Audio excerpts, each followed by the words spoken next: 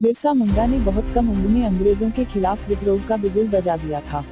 अंग्रेज भी उनसे खौफ खाने लगे थे। उन्होंने यह लड़ाई तब शुरू की थी जब वो 25 साल के भी नहीं हुए थे। उनका जन्म 15 नवंबर 1875 को मुंडा जनजाति में हुआ था। उन्हें बांसुरी बजाने का शौक था। वह पढ़ाई में भी होशियार थे। ईसाई धर्म को त्याग उनकी शुरुआती पढ़ाई सरगा से हुई थी, लेकिन उन्हें जर्मन मिशन स्कूल भेज दिया गया, जहां वे ईसाई बनकर बिरसा डेविड हो गए थे। वहां पढ़ाई करने के दौरान उन्हें ब्रिटिशों द्वारा धर्मांतरण कराए जाने का पूरा खेल समझ आ गया था, जिसके चलते उन्होंने स्कूल छोड़ दिया और साथ ही साथ ईसाई धर्म को भी त्याग दिया था। ईसाई धर्म का परित्याग करने के बाद उन्होंने अपना नया धर्म बिरसेट शुरू किया था। जल्द ही मुंडा और उरांव जनजाति के लोग उनके धर्म को मानने लगे थे। आदिवासियों के भगवान माने जाने वाले बिरसा मुंडा की संघर्ष की शुरुआत चाईबासा में हुई थी, जहां उन्होंने 1886 से 1890 तक 4 वर्ष बिताए। वहीं से अंग्रेजों के खिलाफ एक आदिवासी आंदोलन की शुरुआत हुई। उन्होंने ठान लिया था कि वो अंग्रेजों को सबक सिखाकर ही रहेंगे। मुंडा राज शुरू। बिरसा मुंडा के भाषणों से लोग बहुत प्रभावित हुए थे। उन्होंने अंग्रेजों को कमजोर करने के लिए उन्हें कोई टैक्स न देने की अपील की थी। उन्होंने यह भी घोषणा की थी कि अब विक्टोरिया रानी का राज खत्म हो गया है और मुंडा राज शुरू हो गया है। मुंडा उन्हें धरती आबा कहने लगे थे। अंग्रेजों की नाक में किया दम। लोगों ने अंग्रेजों के खिलाफ लगान माफी के लिए आंदोलन की शुरुआत कर दी, जिससे जमींदारों के घर से लेकर खेत तक भूमि का कार्य रुक गया। सामाजिक स्तर पर आदिवासियों के इस जागरण से जमींदार और तत्कालीन ब्रिटिश शासन बौखला गया। दरअसल अंग्रेजों ने आदिवासियों को उनकी ही जमीन के इस्तेमाल करने पर रोक लगा दी थी और साहूकार उनकी जमीनों को हथिया रहे थे। अपनी जमीन को फिर से पाने के लिए मुंडा समुदाय के लोगों ने आंदोलन की शुरुआत की और इसे ही उलगुलान का नाम दिया था। बिरसा को पकड़ने के लिए रखा गया 500 रुपये का इनाम।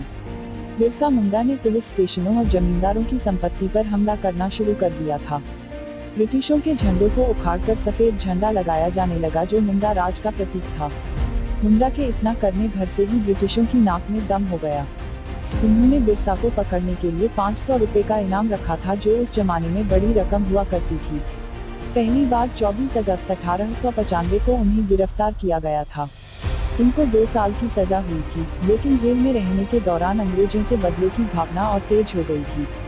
जेल से रिहा होने के बाद उन्होंने अंग्रेजों के खिलाफ आंदोलन करने के लिए अपने लोगों के साथ गुप्त बैठकें शुरू कर दी थी।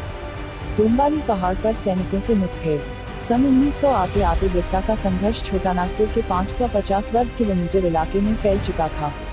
सन 1899 में उन्होंने अंग्रेजों के खिलाफ संघर्ष का और अधिक मजबूत कर लिया था। इस दौरान आदिवासी विद्रोह इतना बढ़ गया था कि रांची के जिला कलेक्टर को सेना की मदद मांगने के लिए मजबूर होना पड़ा था। 400 आदिवासियों की गई थी जान। डोंबारी पहाड़ी पर सेना और आदिवासियों की भिड़ंत हुई थी, जिसमें 400 आदिवासी मारे गए थे, लेकिन अंग्रेज पुलिस ने सिर्फ 11 लोगों के मारे जाने की पुष्टि की थी। अंग्रेजों के खिलाफ आदिवासियों के बढ़ते विरोध के चलते ब्रिटिशों को अपनी सरकार गिरने का डर सताने लगा था। इसी के चलते उन्होंने इसे रोकने के लिए साजिश रची थी। अंग्रेजों ने उन्हें रोकने के लिए गिरफ्तारी वारंट निकाल दिया था, जिसके चलते 3 मार्च साल 1900 में उन्हें गिरफ्तार कर लिया गया था। जेल में हुई मौत। जेल में जाने से पहले उन्होंने अंग्रेजों के खिलाफ लड़ने का बिगुल फूंक दिया था। भले ही उनकी गिरफ्तारी हो गई थी, लेकिन लोगों के लिए वह तब भी भगवान के समान थे। जेल में जाने के बाद दिन पर दिन उनकी तबीयत खराब होती चली गई थी। जेल में बिरसा को बिल्कुल एकांत में रखा गया था। 9 जून 1900 को दी आखिरी सांस। यहाँ तक कि उन्हें किसी से भी मिलने नहीं दिया जाता था। उन्हें बस 1 घंटे के लिए कोठरी से बाहर निकाला जाता था। ऐसे में उनकी हालत बिगड़ती चली गई और 9 जून 1900 को बिरसा ने सुबह 9 बजे दम तोड़ दिया। हालांकि उनके दोस्तों का दावा है कि उन्हें अंग्रेजी हुकूमत ने मारने के लिए जहर दिया था, लेकिन अंग्रेजों ने उनकी बीमारी का कारण हैजा बताया था। हालांकि हैजा के कोई भी साक्ष्य नहीं मिले थे।